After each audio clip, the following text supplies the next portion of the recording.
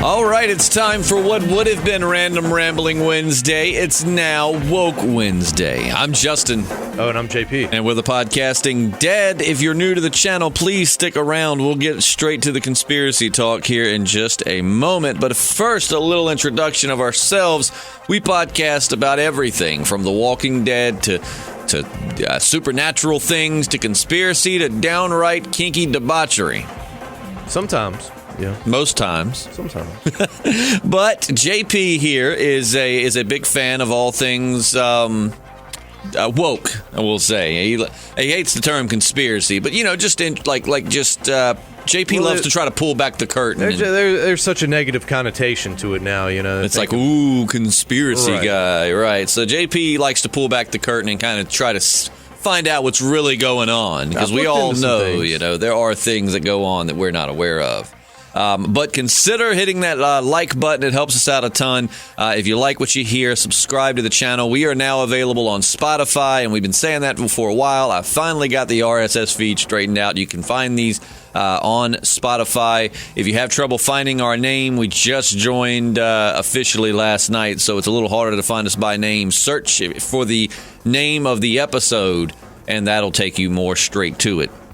Also, hopefully soon to be available on iHeartRadio and iTunes. We've submitted our podcast for review. Hopefully they will approve it.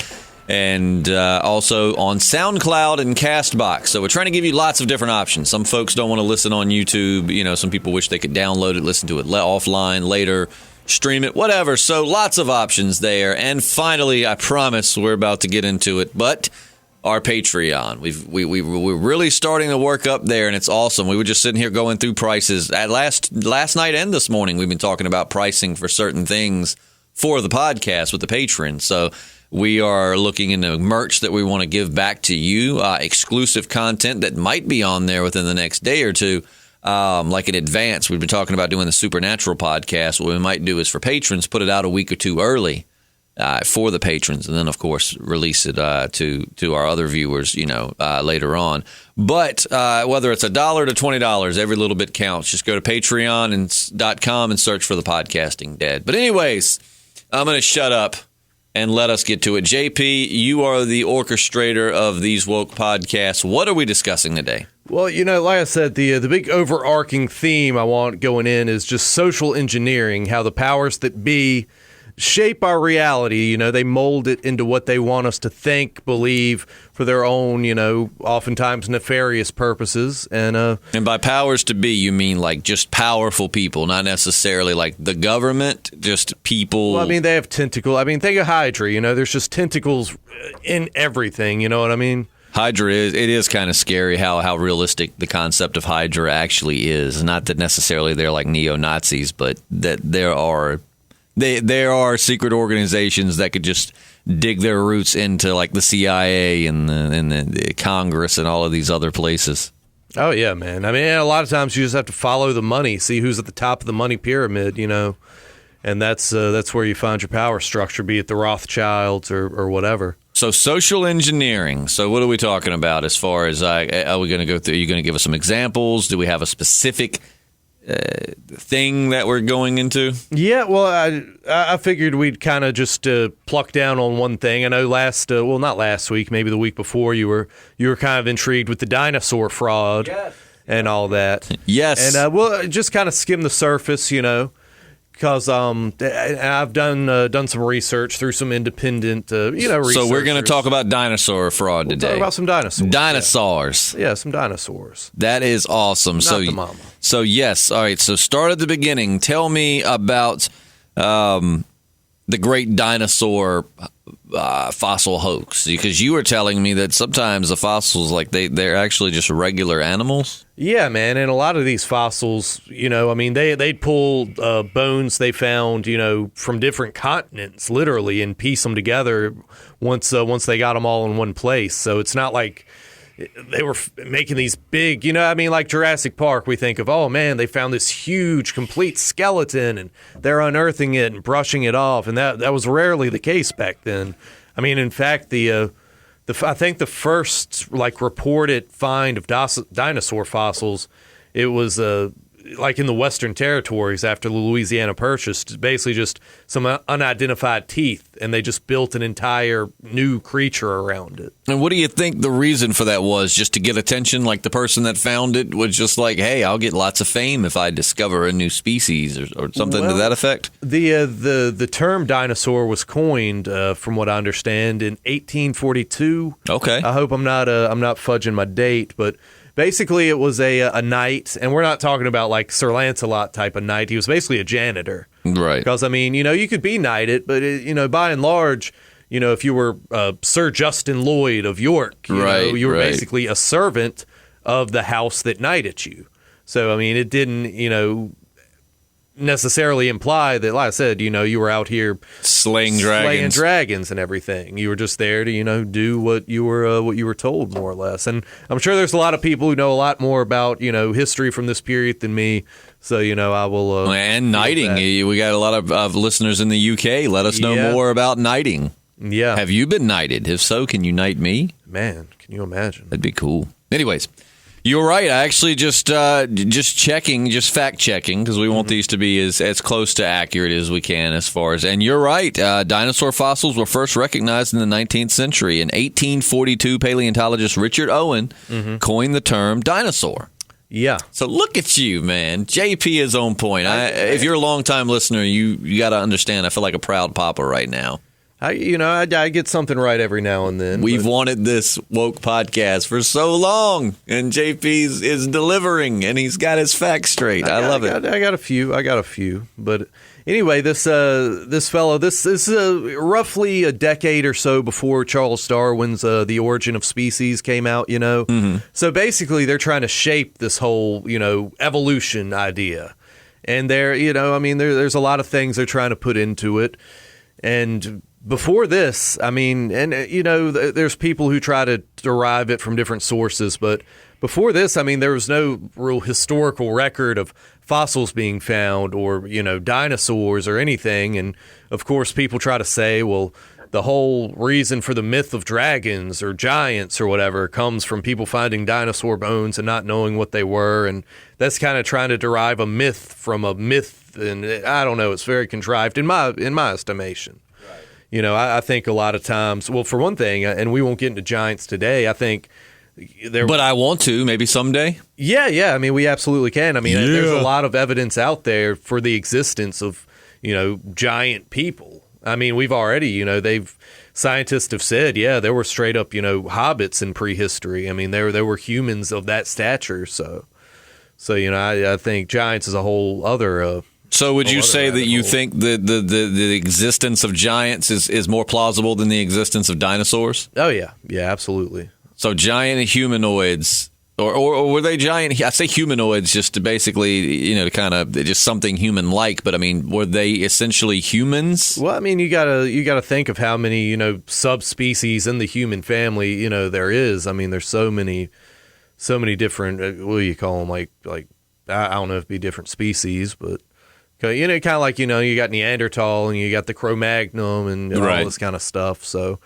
it definitely related to us, whether you want to call them actually like genetically, modern, what we would consider modern humans. I don't know about that, but. That's I see. I really want to get into this. So maybe in the next couple of weeks we can go into giants. I won't, because if you listen to the podcast regularly, we're terrible at just wandering off into a whole nother conversation, and I could easily do it right now with the giants because I'm so curious. But we're talking about dinosaur fraud, but I do want to delve into the giant thing one day. I find that to be fascinating, and actually doesn't. But this is the last little bit of. Digression that I'll have, and then we'll go back. But doesn't the Bible mention something about angels making babies with human females, and the results were giants? Yeah, they called them what, like a Nephilim or something. Yeah, Nephilim. Yeah. Nephilim, yeah. I used to call them necrophilia because I didn't know how to pronounce it. And I'm like, isn't that having sex with dead bodies? They might have been doing that too. But yeah, man, there's definitely, mentions of stuff like, of course, David and Goliath. There's mentions of giants, in a lot of different mythologies. And that's very interesting, because whether you believe in the Bible or not, there are certain events and things from the Bible that have been I'm not going to say proven, but there's strong evidence to suggest that whether there was a godly interference or not is up for debate. But like the Great Flood, they've discovered, haven't they, that at one point a lot of the earth was underwater, and it might not have been caused by the wrath of God, or it might have, but that there was a big flood that and we've read about that in the Bible. So I guess it stands to reason that there maybe could have been giants. But anyways, I got all giddy. I think the giant thing is so cool, and I can't wait to cover that. But also something else that I've always loved is dinosaurs. And right now you're breaking my heart by telling me that dinosaurs might not have ever roamed the earth. I mean, we're pre-programmed from the time we're little, I mean, with a lot of stuff, and dinosaurs is definitely pushed really hard. And as I said, basically, I mean, the group forming this whole dinosaur idea that, kind of feeds into evolution and Darwinism and all this stuff, which, I'm not even, dispelling Darwinism. I'm just saying they were definitely pushing an agenda. And a big part Darwinism was pushing an agenda? Well, just the powers that be pushing this whole idea, evolution. A lot of it's tied up in, the royals, like we were talking about, Freemasons. And basically, from what I've looked at and studied, I think a lot of it is just they were, we're coming out of the age of enlightenment, new ideas are going around. And I think they were basically just like, there's only so much longer we can control people through a belief in God or a higher power. We need to give them a new higher power, which we can control even more so. And that's, kind of the origin of pseudoscience and all this kind of stuff. The origin of species. Yeah, I mean, that as well. So, I don't, I'm not a religious person, so I'm not saying, But now, do you believe in evolution to some extent? Because it's like a friend and I, where I have two friends, but I hopefully I have more than that. But I have two friends that one night, and this was maybe a year ago. It wasn't that long ago. Yes, when you get old, a year ago really wasn't that long ago.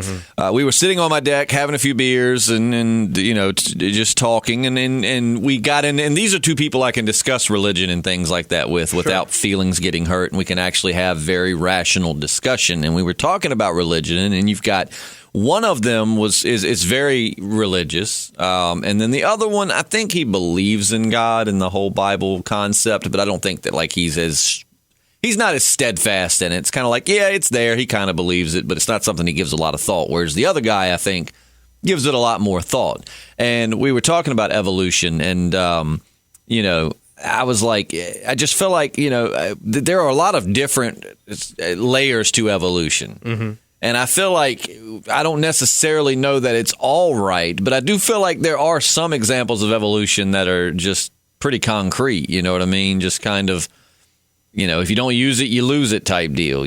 Over time, we just evolved to, you know what I'm saying? Kind of where I'm going. I believe some of the evolution could be correct. Right. I mean, organisms definitely, adapt to their environment. I mean, we don't need an appendix anymore or wisdom teeth anymore because we're not eating raw meat. I mean, I absolutely think that organisms adapt and, I mean, we're only fit to live on this planet. You know what I mean? If we go outside of this planet without, suits and ships, we die. I mean, we've definitely adapted to live here. So, so some of, but you think a lot of that, well, what some people claim is that a lot of that was just kind of created as a means of religion isn't quite as moving as it used to be. We need another way to control what people think. Yeah, well, I mean, I just think they kind of saw the way the tide was turning, and we need something that we can unite people behind a little bit more than, a common god or deity or whatever. And sadly, it's taken a really, well, I don't know if it is social engineering, but, it's taken quite a while because religion definitely pushed back against that whole concept. And religion, it's basically just always having a means of control. And I mean, the scientific community, man, it's very dogmatic. And I understand that you need a plethora of evidence before you start really rewriting science books and history books. Nonetheless, you can present some pretty hardcore evidence and still get very, very just, get your ass kicked by the scientific community, whatever. Well, it's like you've brought up before, and you're kind of the one that opened my eyes to this concept. And it makes a lot of sense that if you're a scientist and I'm a scientist and you've proven that, I don't know, crows used to be sparrows. I don't know. I'm shooting a bunch of BS here. And I've spent my whole life proving that, and people have accepted it, and I'm well known for it. I'm wealthy for that idea, yada, yada, yada. Then you come along with some hard physical evidence that I'm wrong and that they actually used to be whatever, and people who actually are in the scientific community are listening to me now like, what an idiot. Why is that your example? Right. But, then you come along and you're like, actually, no, here's proof that you're wrong. You just you just discredited me. And kind of, in a way, ruin my career. So it makes sense that when new scientific evidence is presented that goes contrary to a popular belief, it gets a lot of pushback and a lot of times does get shut down because there's a lot at stake with this. Sadly, we're not a civilization or world full of people who just want to learn and grow in knowledge. We're out for self-interest, and a lot of times that can keep information suppressed. Yeah, man. I mean, I met a guy at a wedding a little while ago, and he's I think working on his PhD in history and all this stuff. And I asked him what his take on alternative history is and stuff, and he says he doesn't put much credence in civilization going farther back than what it's established to have began. And I was just like, well, have you seen the stuff about the water erosion at the base of the Sphinx? How it dates back way earlier than what's recorded, because I mean there was torrential rainfall in the deserts of Egypt at the base of the Sphinx, and obviously that was nowhere near where we're saying it was built. And he's saying, yeah, I've seen that and it's very interesting. And I bring up Göbekli Tepe, and he's just hadn't even heard of that. So like I said, and we'll get back with the dinosaurs, but I'm just to give examples. I mean the scientific community, man, is very, very dogmatic, and I think it's a real hindrance to us, getting the truth about a lot of things. Kind of like how religion had some time, and I'm not at all. Whenever we talk about religion, anyway, negatively, I'm not insulting religion whatsoever. No, dude, I grew up religion all day long. I grew up very religious, and some of the best people I've ever known were religious people. So I'm just talking in general here, but so. Kind of like how religion has hindered science before. Look back in the old days when like the Spanish Inquisition, where everything that wasn't straight up religious was punishable by death. If you were doing science, it was considered witchcraft and all of that. So much in the way that religion has hindered science in a way, science also hinders science. Well, I mean, science, a lot of times I compare the current state of, the scientific community to like the Catholic Church in the Middle Ages. They basically determine what truth is. And I mean, that's that. But no, and I give a lot of grief to, religious institutions. But at the same time, without the Catholic Church, we would have lost a lot of art and history like pre-Middle Ages. I mean, They've definitely, provided a service as far as keeping Western civilization, like we're not in the dark as far as what happened before, like, 1200 AD or something like that. Right. And that date I'm just throwing out there. I don't know, but.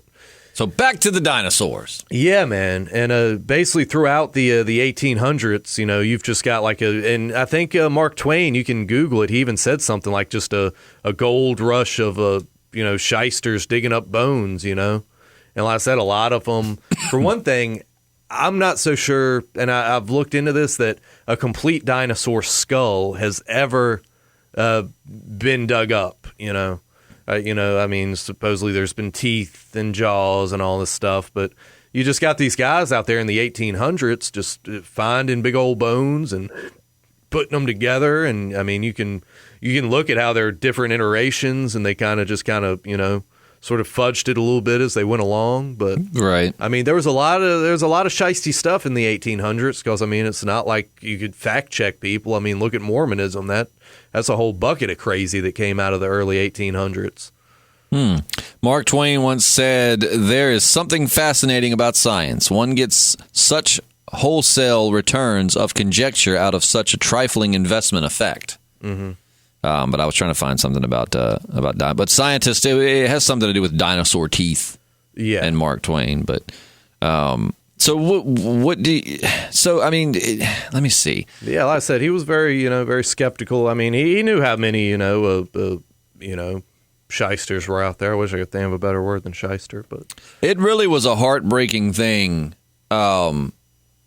when I was younger and found out that when I was little, I was going to the museums thinking I was looking at a full skeleton of a dinosaur. Like, this was and then it wasn't until like probably high school I learned that no, a lot of times it might have just been they found a femur, you know what I mean, of that particular one that you were looking at.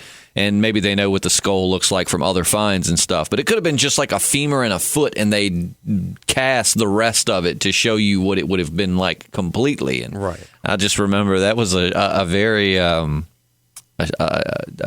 shattering reality. It's like, man, what the hell? I mean, all these fossils are reportedly housed in containment facilities or whatever, but they're never put under any scrutiny from anyone who's not vested in the dinosaur business. I mean, if you're an independent researcher, say you've got a PhD from Berkeley or something, and which I don't know if anyway, you can't just lobby to get in and look at some dinosaur fossils to see if it's legit. I mean, it just it doesn't happen. And if I'm wrong, I'd love for somebody to give me an example of someone not in the clique per se. That's Here's something interesting. Have you heard of Sue Dinosaur? I don't know that I have. Sue is the nickname given to FMNH PR 2081, which is one of the largest, most extensive, and best preserved Tyrannosaurus rex specimens ever found, at over 90% recovered by bulk. It was discovered in August of 1990 by Sue Hendrickson, an explorer. Oh, I thought Sue Dinosaur was... Well, it is the nickname. They named it Sue, I guess, after her. But it was discovered by Sue Hendrickson, an explorer and fossil collector, and was named after her. After ownership disputes were settled, the fossil was auctioned in October of 1997 for $8.3 million, the highest amount ever paid for a dinosaur fossil, and is now a permanent feature at the Field Museum of Natural History in Chicago, Illinois. So that is saying that... that they recovered 90%, almost a complete. But at this point, do you think it could all just be a bunch of BS that they're just saying that? I mean, I absolutely think, I mean, they produce these things in mass. I mean, I don't think it'd be that hard to pull off. I mean, I was looking at dispute. I thought maybe someone was disputing the validity of it, but actually the dispute was just over actual legal ownership. The Black Hills Institute had obtained permission from the owner of the land, Maurice Williams, to, and this is coming from Wikipedia, so, I mean, somebody could have went in and typed this stuff up, whatever. But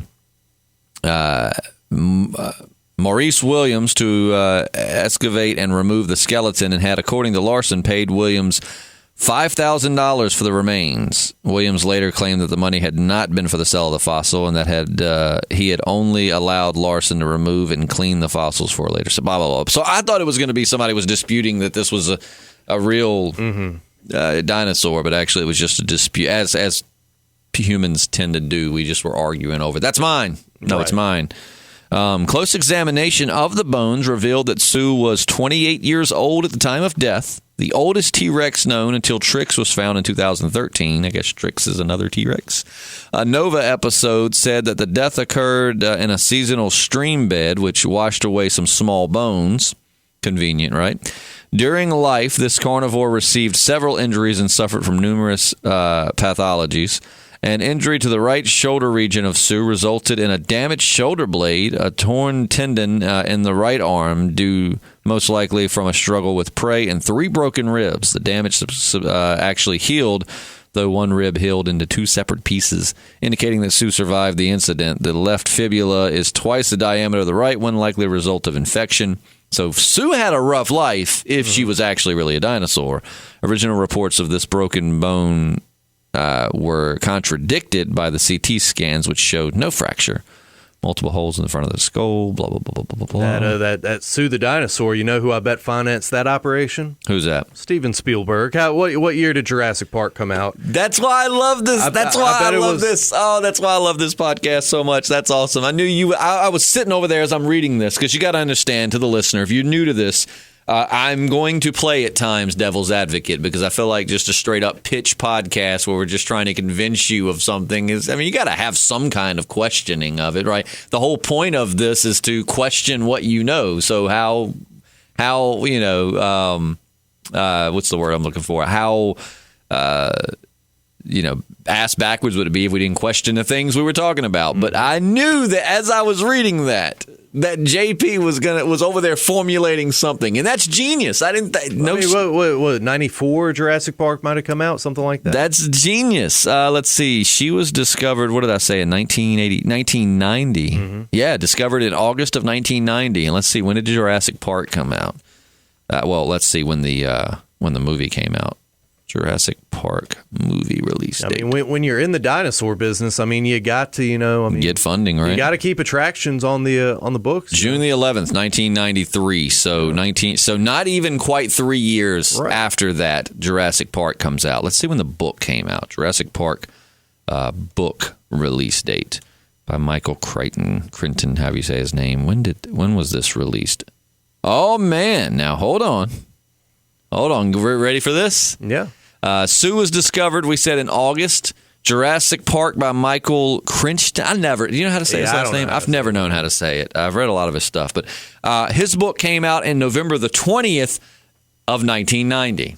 So they discovered the dinosaur, and then, let's see, we said the 20th. Sue was discovered on August. Well, don't say which day in August. But yeah, so August. So like 2-3 months later.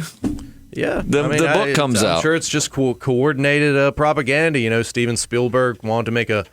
And by the way, I'm not saying I agree with JP on this, but that is some really interesting and make him some buckets of money and keep his ninth circle cohorts in business. Wait, you think Steven Spielberg's in the ninth circle? Oh, dude, what's his name? Corey Feldman, the Goonies kid. Yeah, man, he started to go in on what was happening behind the scenes, but he got shut up real quick. Oh yeah, dude. See, I mean.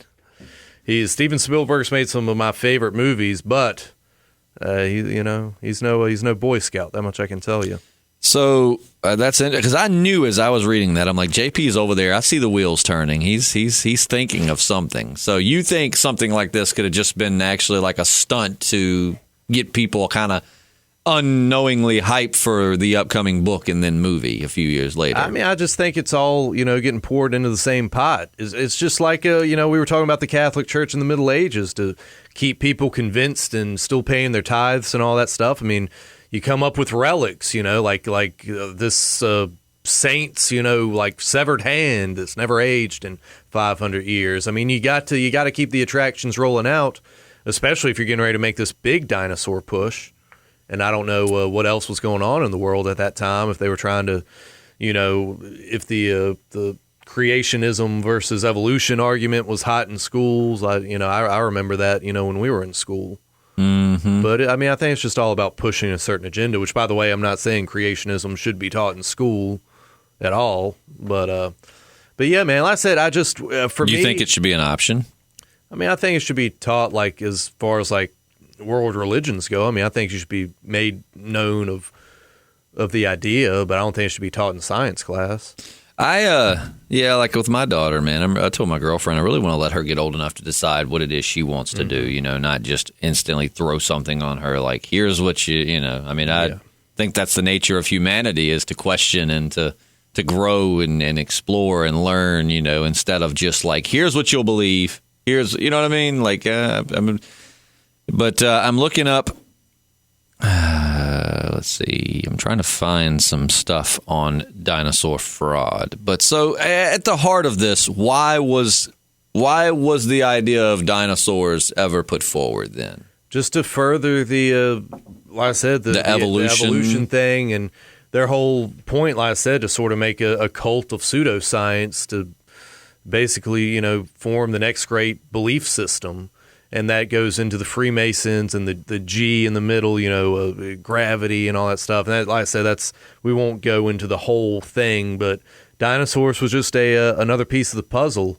And the dude in 1842 wasn't the first person to get the whole wheel of cheese rolling, but that's definitely when they decided to make the big push.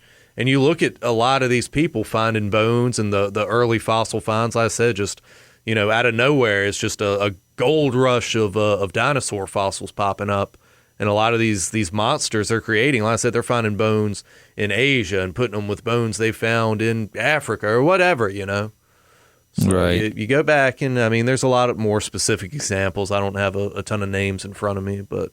Well, I found an article from CosmosMagazine.com, which is a magazine I've never read before, but it's titled "The Great Dinosaur Fossil Hoax," and the description says China has, and this was published July 27th of 2015, and it says China has enjoyed an unprecedented gold rush of feathered dinosaur fossils, but how many are real? So this isn't necessarily talking about the validity of dinosaur fossils themselves, but just that right there is an example of how something can be a fraud. You know what I mean? Yeah, dude. I mean, it's just like what some European country, they back in the 60s or 70s or something, the U.S. gifted them a moon rock, and they found out a few years ago it's just a piece of petrified wood, you know? I mean... I think I got a cousin, right? And it's crazy, like how we're sitting here having this conversation all these years later, and I have a cousin who I remember it's odd. I remember it vividly. We were at my grandmother's house, and I remember her telling me that she didn't think dinosaurs were actually real. Mm-hmm. And just because I guess you're conditioned to, it's just part of what you learn growing up. Dinosaurs roamed the earth before we did. They all died, and then that made way for the rise of the mammals and then humans, essentially. And it's like... But I just remember thinking how crazy that was. I'm like, that's crazy. Like, why would we have fossils? Man. And she was saying then, like, no kidding, I might have been 9 years old, and she's about 3 or 4 years older than I am. So she was just in her early teens, and she was saying she didn't believe that dinosaur. And it wasn't for, like, a religious reason, to be honest with you. She actually lives up towards D.C. Her mom actually worked for the Pentagon for a while, but... so maybe she knows something that we don't, but and I don't even know that she's very deeply religious. I mean, I might have heard her mention like praying for you or something to that effect, but I don't even think she's like crazy devout religious. So she was questioning them in her preteens. Just stuff that we're just programmed that you don't question certain things. The nature of reality is it's set. You don't question it. You can question whether God exists. You can question all kinds of stuff. You used to couldn't do that. Yeah, exactly. And that's kind of the way they've rolled things. I think there's always got to be a control mechanism in place. And, for millennia, it was God and, mysticism and all this stuff. And as they saw the world was starting to change and, the rise of industrialism, they're like, we got to start gearing up for the next phase of human evolution, for lack of a better word. And, science is going to be it. Now, like I said, obviously science is, credible in so many ways that we can prove, but stuff like dinosaurs and space travel, I think there's a lot that goes on that, we don't know about. And I can't wait to get into the space travel thing. Yeah, that'll be one of our another thing, man. And that'll be one of our woke Wednesdays. I just find it interesting, man. I mean, how much of this is legitimate? Maybe there was like a bunch of, for whatever reason, in the 1900s, dinosaur fossils are just popping up left and right. I don't know. I could understand the thought that, well, it's odd that they just started popping up, in the 1800s, and then they just started, But do you think that could be in part due to, number one, just not people would find bones back in the day and just think, oh, that must have been a giant bear or, whatever. But, and then as technology started advancing, because it's kind of like the argument for ghosts and UFOs. Like, how come now in an age where we literally have cameras in our pockets at all time, UFO, alien, and ghost sightings are just going, But actually, I don't think that I don't believe that the sightings and stuff have gone away. I believe that we just discredit a lot of them because we now can say, oh, that's probably computer editing, or, oh, you can make that with an app. And yet we just discredit a lot of it. But the sightings are still there. So, but I understand it's kind of like the same argument of like, well, then why? But maybe the advancement in technology is what made unearthing all of these bones that before now had been hidden and we weren't aware what they were possible. Yeah, but like I said, just, in the 1800s, that's just a weird time for, this stuff to be popping up. It's not like people weren't digging to, put giant structures around. I mean, it's not like the first time we had, started getting in the earth. Yeah, I think if they were finding this big stuff, in the Middle Ages and before that, it looked like the Targaryen throne room, Right. Dinosaur skulls and bones all over. Well, they would have probably definitely thought dragons were real. Yeah. I mean, they probably would have been like, hey, look what I killed this weekend, and, hauled a bunch of huge bones in. Which, aside from the magic and the fire breathing, dragons were kind of real. We had flying If you believe in dinosaurs, Well, yeah, if you believe. So at the core of this podcast, the reasoning that people believe that fossils were faked was to further the evolution agenda. Is that at the core? It wasn't for like notoriety or? Well, yeah, a lot of people. That's what got the ball rolling. But afterwards, the dinosaur business there was a lot of money in the dinosaur business, and I'm sure it's just like a lot of people become, preachers because they know there's a lot of money in it. They didn't start the movement, but they sure as hell got in on the action. So do you think have I don't know what the scientific term for someone who studies animal bones is. Paleontology. Well, I know fossils, paleontologist, but I thought that was more like dinosaur fossils, digging. Yeah. But so for someone who just studies bones. Excuse my ignorance there. I just don't know exactly what you would call someone who just studies like bones. Let's see what the definition of a paleontologist is. A scientist who studies fossils.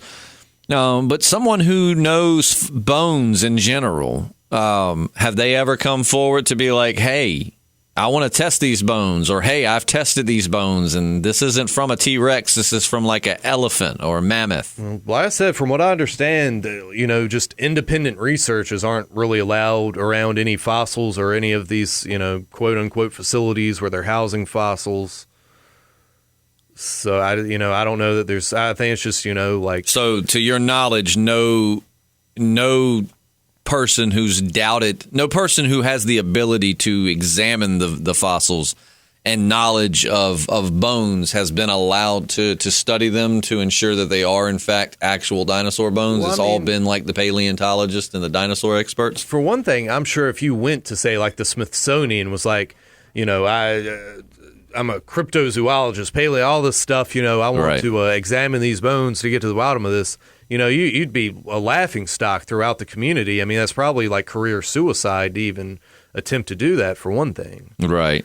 And, I have heard, zoologists, these kind of people say that really the build of a lot of these animals just does not make any sense. I mean, you look at the T-Rex with this massive head and the little arms and, it's hardly a functional design, evolution is all about just functionality and practicality. But wouldn't that be the start of evolution, is flawed designs that get better over time? Yeah, but they're saying that these things roam the earth for like millions of years. It looks like a pretty finished product, Right.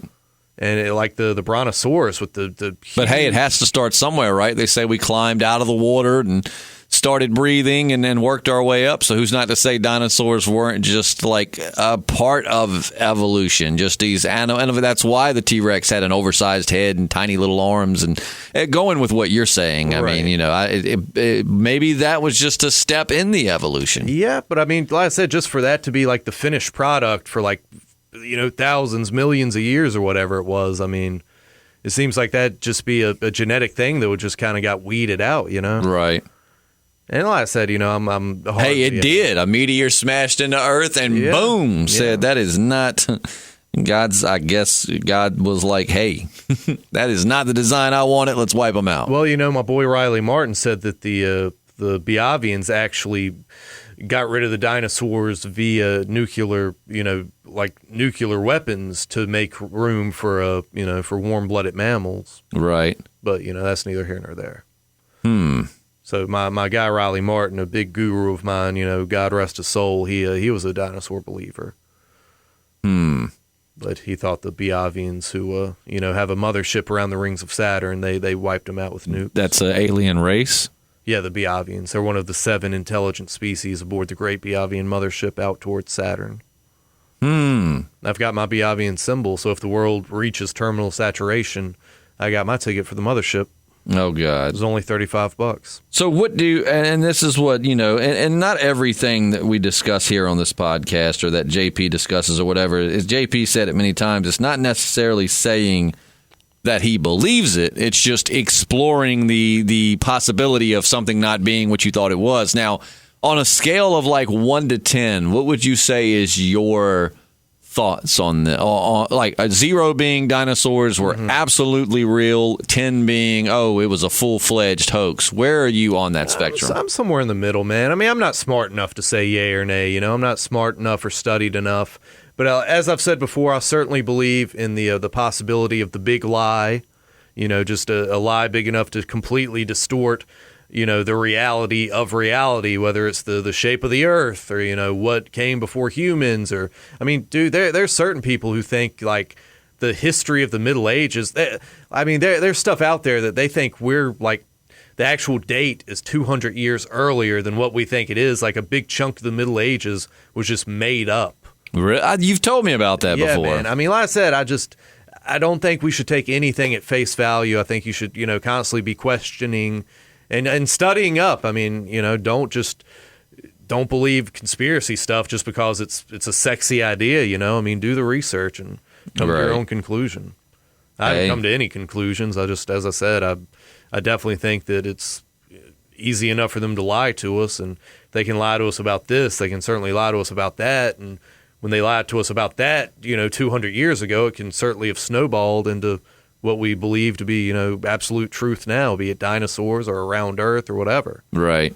Very interesting. Very, very interesting. I think that's going to about wrap it up. Is there anything else you feel to add for this first official Woke Wednesday? I think I've pretty much dropped my load, man. I think I'm done. Only you could eloquently put it that way. But so what we're going to, so basically the answer to the question, were dinosaurs real? Obviously, we don't know. But the reason why it would have been faked ultimately was to further the push for evolution, right? Yeah, it's what the people who have brought forward this argument. That's what they say. Yeah, man. Yeah. So hopefully you enjoyed Woke Wednesday. I really did. I thought that was a nice change of pace. A lot of our podcasts were very wacky. We're very whatever. I thought I really enjoyed that, JP. I hope next week you bring another interesting topic. And you didn't have to necessarily bring a checklist. Just get the topic, do a little research, and the discussion will take care of the rest. Yeah, and I honestly meant to bring more stuff, like actually written down on paper, names and dates and stuff. But it's been a weird week, so I'll try to be even more. And I'll back JP up on that one, because normally you hear me always giving him a hard time about getting his stuff prepared and being ready. But I can vouch, JP has had a very just wild last week, so completely understandable. But I still think you brought forward a compelling argument, and I found that to be a very interesting discussion. Yeah, man. And there's a lot of stuff on YouTube. Veritas Radio. Mel Fabregas has a lot of cool interviews with people about stuff like this. Crow 777, another cool channel out there. And so yeah, like I said, do your research and see what you think. Any clue as to what next week's Woke Wednesday is going to be about? Well, I said we're definitely going to stay on the track of the big lie. Right. Social engineering. Whether we get into space fraud or Sir Isaac Newton, like the conception of the idea of gravity, all this. So it'll be in the same. We don't know this. You don't know the subject yet, but it will be somewhere along the same lines as this. Just social conditioning and a big lie, basically. Right. And I probably should have started back, went back about 500 years. But like I said, I know you had fun with the idea of the dinosaur hoax the last time it was. Yeah, I find it fascinating. It's soul shattering. Yeah. If 12-year-old me were to suddenly step out of a wormhole, I would cover his ears and say, "You're not ready for this, young man." You're gonna have to throw out all your The Land Before Time tapes, man. Right? Not right, man. Poor Ducky. Yeah. But so let us know what you thought in the comments below. If you are into stuff like this, please, if you know more about this, enlighten us. Like I said, we both love to learn, and if you know, we don't have much pride in regards to that. So if there's something that we left out or something that needs to be mentioned, please leave it in the comment section for our viewers. Leave it for us. Make sure you hit that subscribe button for more Woke Wednesdays. Also, Walking Dead discussions. We have a Supernatural podcast that's going to be coming out pretty soon, where we talk about people's experiences with the paranormal. We'll be releasing that on Patreon first. So if you're a patron, you'll get first access to that, and then it'll be released a week or so afterwards. And that'll be here in the next couple of days. So consider contributing to the Patreon. Literally every dollar helps us out. We want to get merch. We want to get camera gear, make this into a video podcast. Subscribing and liking help us out. And just by listening to this, you have helped us out a ton. So regardless of what capacity you help us, just know we appreciate and love you so, so very much. If you want to follow us a little bit more intimately, JP, let them know your social media info. J_Radsaw, RADSAW, just the way it sounds, on Instagram and Snapchat, and Jpslim on Periscope. Boom. You can find me on Instagram, Snapchat, Twitter, and Periscope, though I'm like you were with something you dropped off. I'm tempted to just drop Periscope off of when I get, because I don't Periscope, but I want to keep giving it to the listeners because one day I might just get the urge to Periscope, and then I love it. I haven't done it much lately either, but Periscope, Instagram, Twitter, and Snapchat, you can find me. It's very simple, all lowercase, no apostrophes, no spaces. It's I'm Justin Lloyd.